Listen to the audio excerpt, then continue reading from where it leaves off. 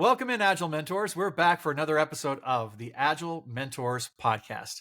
I'm with you as always here, Brian Milner, and today I'm very excited to have Mr. Evan Unger with us. Evan, welcome in. Thank you for having me, Brian. Really excited to have Evan here. If you haven't crossed paths with Evan, let me just give you a little quick introduction here. Evan is a managing partner at Schwartz Associates. He's been a consultant for about 33 years. Someone told me recently, Evan, that you're supposed to say 10 plus years. Yes, well I'm not that politically correct. Right.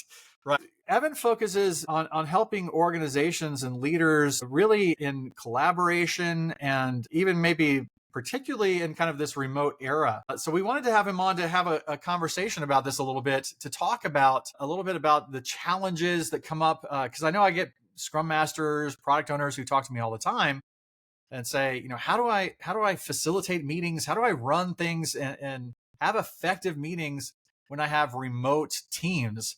So Evan, why don't we start by just saying why is it so hard? Why is it so hard to run meetings, to facilitate meetings remotely? Well, remote is one thing. Running them face-to-face is hard as well. I'd say one of the reasons it's so hard is because we're dysfunctional as human beings, right? People show up at our meetings. There's politics, there's egos, and most people are never really trained how to lead collaboration. Most senior people, they're trained how to present, and that's an important communication skill set. But the harder thing is not when I'm presenting at people, but I've got to get a bunch of human beings who have their own dysfunctions to come together, collaborate. It's just a challenge when people show up. What do you, I like that distinction between collaboration and presenting. How would you define that? What do you kind of think are the main differences between someone who's just presenting at a meeting versus really enabling collaboration to occur? Well, I mean, you and I have probably read so many books on leadership, but one of the simplest ways we might think about our leadership's on a continuum. On one extreme, right, we could run a meeting where we're the expert, right? And we're all paid as experts early in our career. We're knowledge workers. And so when we're the expert, we're presenting effectively our ideas, our decisions at the group. That's one extreme. The other extreme, and this is where we're teaching people to work, is yes, you have expertise and opinions you want to offer to the group.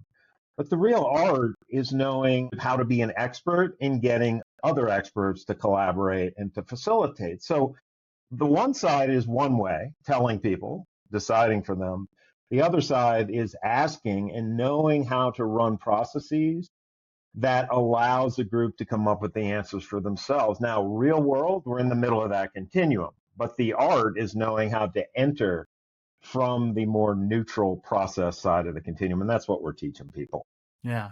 Just in your experience with working with people on this and training them up, what do people get wrong? What is it that really trips people up mostly in doing this? Well, there's a metaphor we use, Brian. We could think about running a project, right? Or a task force or a consulting engagement or a workshop that we're teaching people how to run complex workshops. And the metaphor is a plane flight, right? You're down near Plano, near Dallas somewhere, right? I'm in Denver. If I were coming to visit you, right? There's three parts to that flight. Takeoff, right? Which doesn't take a lot of time. Last time I was out here at DIA, I timed. It took 42 seconds from the time the jets got hit to wheels up. It doesn't go well, we're all dead, right? It's over. Most of the flight is getting to DFW airspace, right? Second place we got to pay particular attention is on landing. But what people get wrong is they don't think about the key questions ahead of time to anchor a meeting. And we teach a very simple, it's so simple, seems obvious, mental model acronym called POPRA, which stands for the purpose, objectives, process, roles, and agreements. The first question we got to be clear on is, why are we having the meeting at all, right? And what are we trying to get done? And if I can't answer why we're having the meeting, what we're trying to get done, we are guaranteed to waste people's time. Because if I don't know I'm trying to get to DFW, there's going to be someone in my meeting who wants to go down to Albuquerque. And because I haven't tethered things to why and what, we're going to follow that person down to Albuquerque. Now, the process, right, is the flight plan, but I can't design a flight plan if I don't know the destination. And then the roles are key. We all know there's too many people at meetings, right? That's one of the big challenges. If people have FOMO, fear of missing out. Everyone wants to be at the meeting. But I got to have the right people at the meeting. But I, again, can't decide who the right people are if I don't know why we're doing things and what we're trying to get done. And then the A in that POPRA model is agreements. I have to have some ways to interact that are effective. So what people get wrong is they don't go into the meetings clear on their POPRA, clear why they're there, what they're doing, how, who, in what way, and they're guaranteed to waste people's time. And so that's the first thing. Most meetings shouldn't be allowed to happen. Yeah. Yeah, that's a great point. That's something I kind of always try to stress in our classes about, Scrum meetings, because there's the recurring meetings that happen in every Scrum sprint, and that's the thing I find that a lot of times people get wrong about it is they don't really understand why we have each of the meetings, and if you don't understand the purpose, then it's kind of like if you don't know where you're going, any road will get you there. Exactly. Kind of any flight plan will do if you don't have a destination. Right. Exactly. Yeah. So I think that's great. I agree with that wholeheartely. If we understand our purpose and we understand why we're there and what we're trying to do. I know one of the other questions I get quite often is well, I've got this room full of people, but I feel like I've got a good plan. I've told everyone why we're going to be there. And then we get in a room and no one talks. Everyone just kind of sits on their hands and doesn't really have anything to contribute. How do I get people to actually talk to each other? Yeah. How do you deal with that? Well, there's political dynamics, right? I assume you're familiar with, it is an agile term, HIPPO decision making, right? The highest paid person's opinion. I'm not an agile person, but I love that terminology because we've all been there, right? The senior person, the most highly paid person, comes into the room or onto the screen, because we're teaching people how to do this on screens virtually. And people are scared, right? They don't want to look stupid. I'm going to give your listeners one of the simplest tips that you can only do in virtual meetings for holding space. I don't know that I've invented it, but I'm the first person I've ever seen have used it, and I teach it in the course. It's called the simultaneous chat. Basically, we use the chat in these meetings, but it's often free form, where people weigh in, and it's always the same people who seem to weigh in on the chat, and the other 10 people are just, what's out there. What we often do is we make people chat simultaneously. So we'll pose a question, to the group, and we'll say, you're not allowed to hit enter until everyone is ready to submit. And then we'll stream in a little banner, a header, right? And then we start conditioning Pavlovian. You hit enter as soon as you see that banner.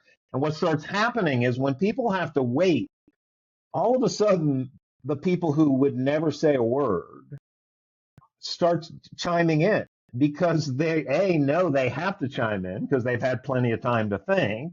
And B, you've held enough space so that the junior people, right, get to weigh in, because we all know the HIPPO sometimes, not that they're not going to make the decision. It's my job as a collaborative leader to hold the space so that HIPPO has the best information, and it can often be the most junior person who might be an introvert, might be speaking English as a second, third language, might be a person of color, who knows, who has the expertise, but the leader of the collaboration does not know how to hold space to get people to weigh in. And that's really the simplest thing. Just simultaneous chat. If you do that, you will start changing the dynamic in your virtual meeting.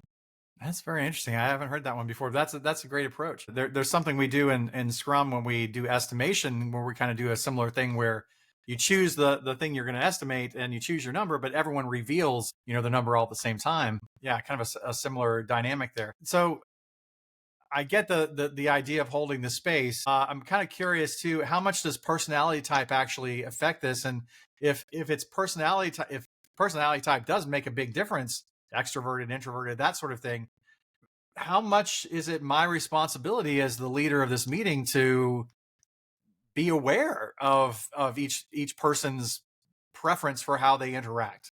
I think it's very much your responsibility, because what we're always trying to teach people is, what do we want as a great leader? We want to help our teams make the best decision and get maximum buy-in and ownership. Now, you probably have read Patrick Lencioni's The 5 Dysfunctions of Teams, right? And one of my favorite quotes from him is that when we run bad meetings, it always leads to bad decisions, which is a recipe for mediocrity. So it is my responsibility as a leader to make sure if we're taking people's time, we get the best results of it. Now, if I'm the HIPPO, right, running the meeting with a skip level below me, if I come into the conversation as the expert, leading with my opinions, I will suppress conversation. So what we're trying to train people is come into the conversation understanding your job is to hold space, have good process structure, ask questions. Then once you've heard from your team, you can step in and make the decisions, but at least you've informed yourself. And it is hard because we're trained as experts. And so many people get promoted for their technical expertise, right? But leading a group, truly getting collaboration is a totally different skill set than whatever their technical expertise is. But it is, to your question, that's their responsibility to get the best out of the other experts they're leading. Yeah. The leadership dynamic is an interesting kind of portion of this as well, as you brought up here, because I know I've talked to leaders before who, they'll be in a meeting as a participant, and there'll be a topic that's open for discussion, right? We're going to make a decision about XYZ, and whoever's facilitating it will kind of just throw it as an open discussion.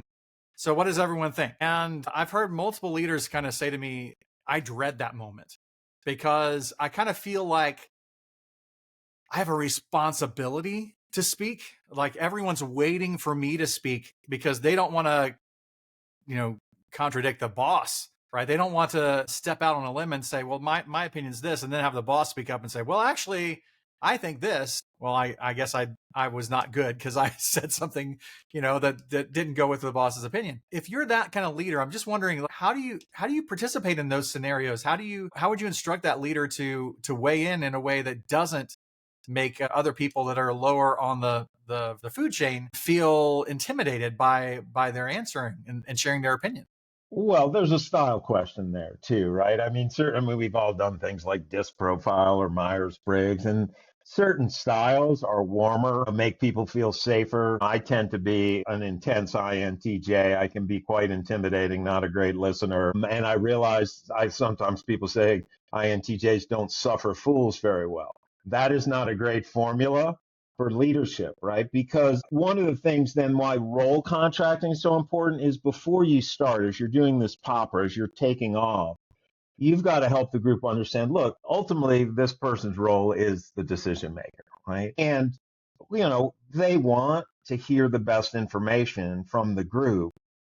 And I often have to coach them because some people can't help themselves. They're always going to weigh in, and they don't realize they're not holding space.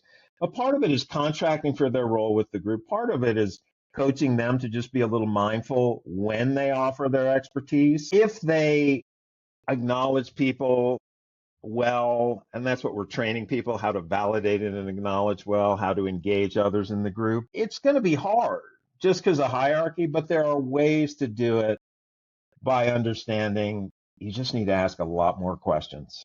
Yeah. That's great. By the way, I'm 3 out of the 4 in alignment with you on the Myers-Briggs. So I'm INFJ. So Okay. Slight difference. Well, you have better radar on people than I do because I'm in my head all the time. Well, but then again, it doesn't feel good to say I'm not a thinker, I'm a feeler. That's not a great thing. It's just you use values to make decisions a little more than I do. Everything for me is really all about rationale, not about impact on people. Right. But we're both a rare type. Both of those are rare types. So we've set the table here a little bit about some things about meetings in general and how to facilitate, how to participate and be a part of those. So let's talk about the remote elephant in the room, right? Let's talk a little bit about kind of the unique challenges that come from remote facilitation. Why is it so much harder for remote meetings to be successful? Well, we're teaching the exact same thing we did for 33 years face to face. I don't know how far you go back, but I go back, I started my career, got out of business school in 89, went work for Merck, big pharma, right? I don't have email till 94. Okay. Yeah. So back then we're running everything face to face, sitting in a room together. the most important communication function in a giant global company was the mailroom, right? Because there was no email. And so for decades, we're teaching people how to run this very same style of leadership face to face. WebEx came along early, live meeting, go-to meeting. Clients started saying, "Oh, Evan, we're not meeting the same way. We're dialing in on these platforms. Can you teach us this style of leadership virtually?" And in all honesty, I resisted it because I was like, this sounds tedious, right? I was the director of change for Merck, but I was a little change resistant. But, so we started dabbling in it. When the pandemic hit, obviously the world changed, right?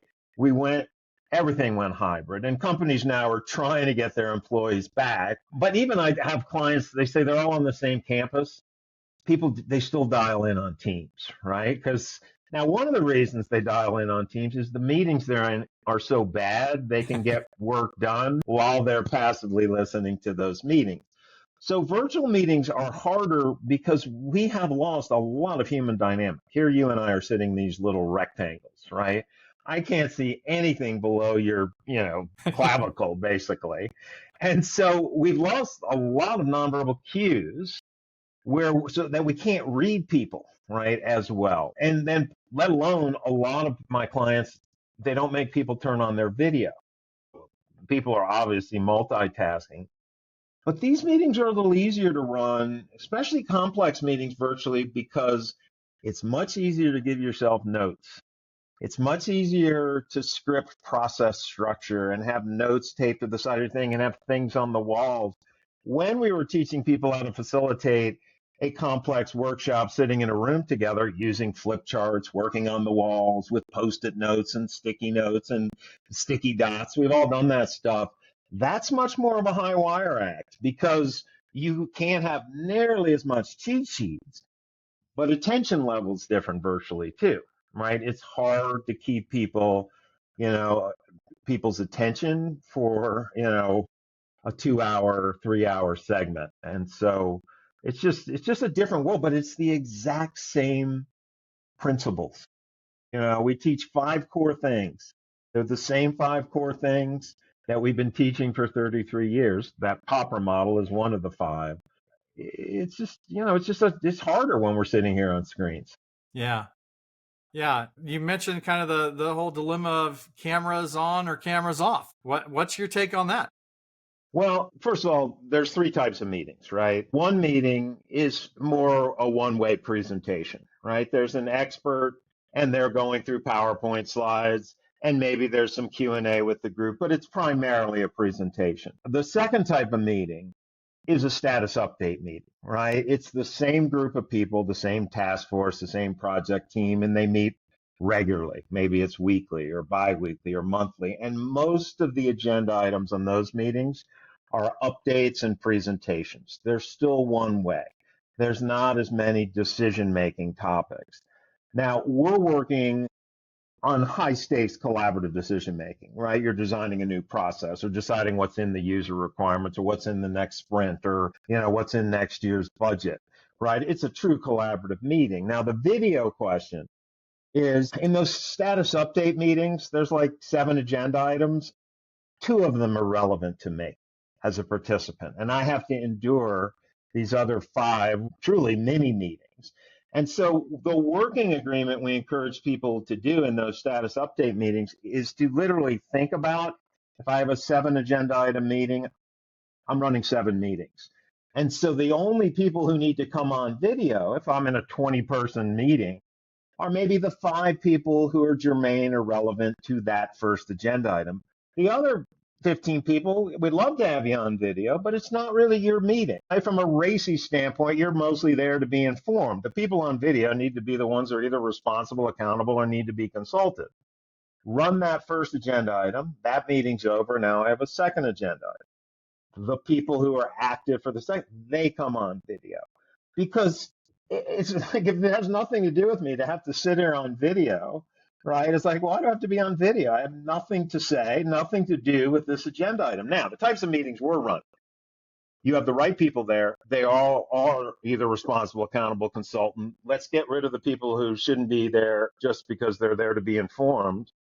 those people should be on video the whole time, because in these tiles, we've lost so much human information. You turn off the video, everything slows down, and we know everyone's multitasking, right? And that's one of the reasons people are on video, because they can multitask when they're not on video. Yeah, that focus is a real problem because, as you said, if I can't see, then I don't really know whether you're with me in this conversation or whether you're doing your emails or playing with your dog or whatever, right? And you don't really have any window of visibility into that. Well, you brought up one area there that I know I've thought a lot about as far as facilitating things remotely, and that's kind of like the humanity aspect of it, of just sort of it kind of the Brady Bunch, seeing people in these squares or Hollywood squares kind of thing, all dated references that many listeners probably don't even know what I'm talking about when I mention those things.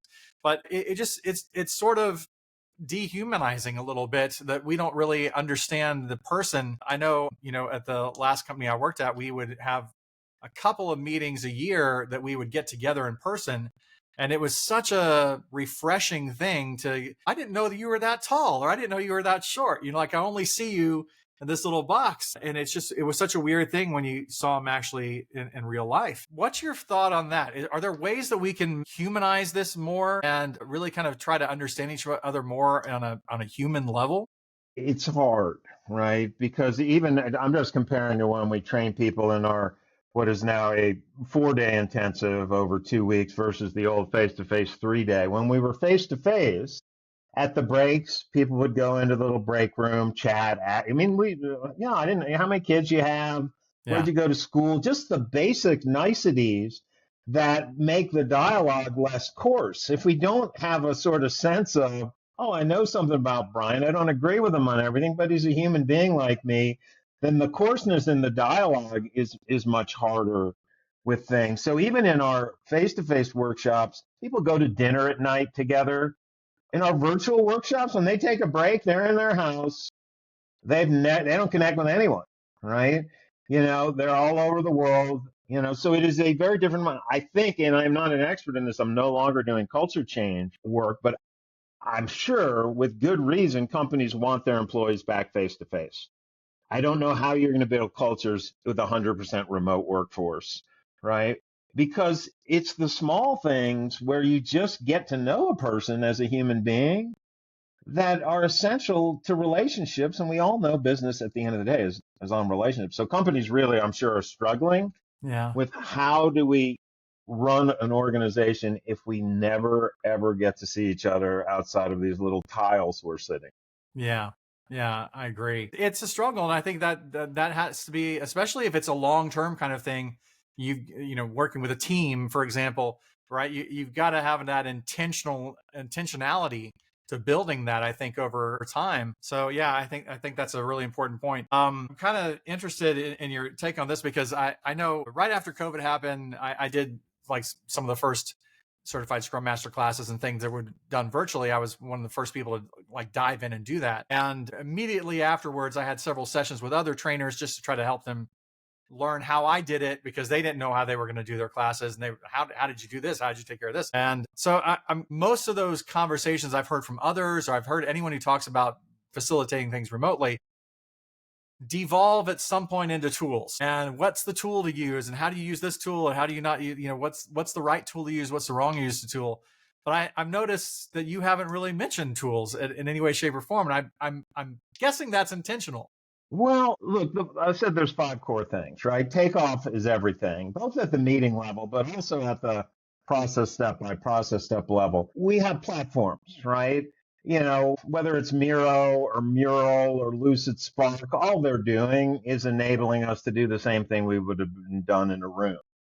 So tools and techniques is the third of the five things, but really the harder thing as a leader is the art of holding the space. And one of the other of the core 5 things is how to manage challenging people, often challenging HIPPOs. What people don't realize is when I get pushback and resistance, our first habit is to defend. When really the first habit in dealing with this is to acknowledge their right to a point of view and not make them wrong. And understand I don't have to answer the questions. I have the other experts My job is to know how to engage the other experts, often to take on the more challenging person. And that's really the art of facilitation, is the realization I'm the process expert. I own the process. We designed the meeting, right? Whatever tools we use. There's so many tools in the world: SWOT analysis, force field analysis, fishbone diagramming, mind mapping. And we can go on and on and on. But really, they're all about how do I frame people, bring them into a process. And the tool really is a vehicle to get us to the destination. So it's helpful, and we need to know how to run certain tools, but really it's not about the tools. It's about the human dynamic. Yeah, I agree. Well, I want to make sure before we kind of wrap it up here that we get a chance to hear a little bit more specifically about the course that you guys offer. We've mentioned it and talked about a little bit here in the course of our conversation, but you have a 4-day course called Collaborative Leadership, a virtual immersion program. Tell us a little bit about what that is, who it's for, and we'll make sure we have links to this in our show notes, but tell us a little bit about that course. Well, I mean, it's a 4-day intensive, right? And in this day and age, getting people to take 4 hours to do something is a minor miracle, because I have senior people who come to the course who come observe the 4th day of the course, and they're running, they're the head of the IT group, or they're running a Lean Six Sigma group, because we train those people to change agents. And every time I'll debrief with them, they'll watch for 3 hours and they'll say, Evan, I love this. I want all my lean people. I want all my, Scrum masters or Agile people who know how to do this. I'll say, great, let's do it. And here's what we know happens in this day and age. And they'll quickly say, but I can't take people offline for 4 days to do this. And I say, hang on a second. I asked you earlier what the average effectiveness of the meetings are you attend. And they said 30%. And I asked you how many meetings would take place in your organization. In a giant global company, they might say 200,000 in a single day. And I'll say, what do you mean? You can't take 4 days to actually address the most fundamental productivity loss of an organization? And they'll backpedal quickly and say, Evan, okay, I get it. It takes hours to learn things. Here's what I want. I want 10 2-hour videos, like a LinkedIn learning series or a masterclass, that my people can watch on their screens when they have time, self-paced learning. That's what I want. And I always say, I'm not interested. Go find someone else who's going to waste your time and money. And some clients are like, it's rather abrupt. The client's always right. And I say, you're not right. And you absolutely know you're not right. And they say, what do you mean? I'll say, did you have kids who learn to drive? They'll be like, yeah, of course. I'll say, tell me you would have let your children go watch 10 videos on how to drive and say, all right, you watch the 10 videos, take the car keys, or go watch 10 videos on how to swim and say, all right, you watch videos on how to swim, let's push you in the deep. No one would ever do that. But in this day and age, everyone wants to pretend we learn things by watching things. We learn things by listening to things. It doesn't work. We learn by doing. So the 4 days is primarily practice. There's probably 2 to 3 hours of lecture just to get some fundamentals in place. But the whole course is practice, feedback, coaching. Module 2 and Module 4, there's only 12 people, 2 instructors. Everyone's on the hot seat. Everyone's having to practice. They're going to get feedback. They're going to get videotape. They are going to get pushed way outside their comfort zone, because we want them to have real skill transfer. We're not in this for intellectual entertainment. So it's a 4-day program with 2 practice labs.